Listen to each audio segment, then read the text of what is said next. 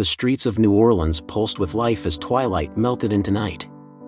Charlotte weaved through the crowd, her tour guide's voice effortlessly painting stories of ghosts, jazz legends, and lost souls for the tourists at her side. She had walked these streets 1,000 times, memorized their history like a song, but tonight felt different. A strange electricity hung in the air, a weight pressing on her chest that she couldn't explain. Then she saw him. A man, standing at the entrance of a shadowy alley, dressed in a dark suit that clashed with the casual vibrancy of Bourbon Street. He didn't belong here, and yet, he seemed rooted to the very bones of the city, like he had been waiting for centuries. Charlotte's breath hitched as he turned. Piercing blue eyes met hers, unblinking, intense. Something about him demanded her attention. "Good evening," she said cautiously. "Can I help you find something?" The man's lips curled into a slow smile. "I'm looking for a tour of the city," he murmured, his voice a deep, velvet whisper that sent shivers down Charlotte's spine. She should have walked away. Every instinct screamed at her to turn back, to let someone else guide him through the winding streets of the French Quarter. But instead, she nodded. "I'm Charlotte," she said, forcing a steady smile. "I give the best tours in the city." "I have no doubt." His smile was sharp, deliberate. As they walked, Charlotte wove stories of the city's haunted past, its restless spirits, its forgotten histories. But as much as Gabriel listened, he never truly seemed to hear. His eyes stayed on her, as though he was studying something deeper, something beneath her words. She should have been afraid. Instead, she was intrigued. The tour ended in a hidden courtyard, tucked away from the lively streets. The flickering gas lamps cast long shadows, stretching across the cobblestones like reaching hands. Charlotte turned to face him. "Did you enjoy the tour?" Gabriel's gaze lingered on her lips before drifting back to her eyes. "I did. But I think I'd like to see more of the city. With you."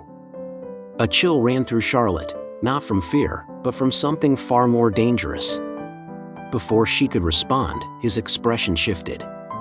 The air around them seemed to tighten. "Charlotte," he said softly. "There's something you need to know." She took a step back. The way he said her name, it was not casual. It was ancient. It was a promise. "I'm not like other men," he continued. A pause. A sharp inhale. "I'm not human."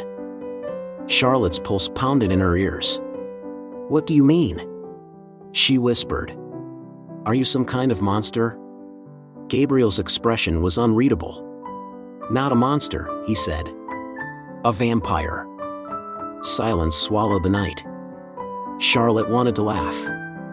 Vampires were legends, myths told to tourists after too many drinks. But standing here, beneath the glow of the gas lamps, Gabriel didn't feel like a myth. He felt real. Her hands trembled. She should run. She should scream. But she didn't.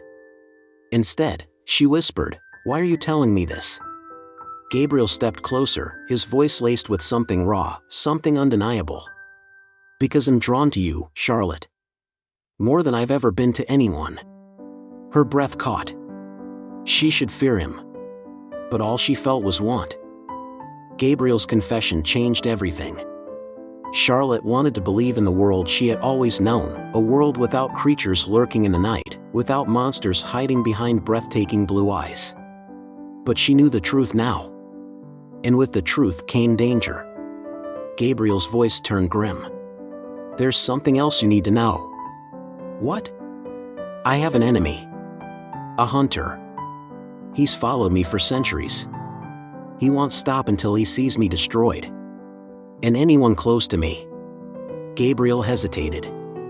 "Anyone close to me is in danger." The words should have sent Charlotte running. Instead, she stepped closer. "I don't care," she whispered. Gabriel searched her face, looking for fear. But there was none. And then, he kissed her. It was slow, deliberate, a collision of hunger and restraint. Charlotte melted into him, her fingers tangling in his dark suit, her heart racing not from fear, but from something far more dangerous. The city around them was still alive, music and laughter spilling from Bourbon Street, tourists oblivious to the battle waged in the shadows. Gabriel pulled away first, his forehead resting against hers. "Are you sure you want this?" he asked. Charlotte's answer was immediate. "I don't know what this means. I don't know what I'm walking into." Her fingers curled around his wrist. "But I know I want you." A sharp wind rushed through the courtyard, carrying whispers with it. Gabriel tensed. They weren't alone. The hunter was near. A flash of movement in the darkness. A figure, unseen but felt. Gabriel's hand tightened around Charlotte's. "We have to go." Charlotte's pulse spiked. This was real. This was dangerous. And she was choosing it anyway. As Gabriel led her through the narrow streets of New Orleans, the city suddenly felt different. No longer just a place of history and ghosts. Now, it was a battlefield. Somewhere in the night, a hunter was watching. Somewhere in the shadows, a predator waited. But Charlotte didn't care. Because when she looked at Gabriel, she knew there was no turning back. Whatever this was, this hunger, this danger, this love, she was all in. Even if it cost her everything. This story deepens the tension, romance, and supernatural danger, making the story feel cinematic, thrilling, and seductive. It builds up the stakes, making Charlotte's choice feel inevitable yet reckless, the perfect mix of desire and danger.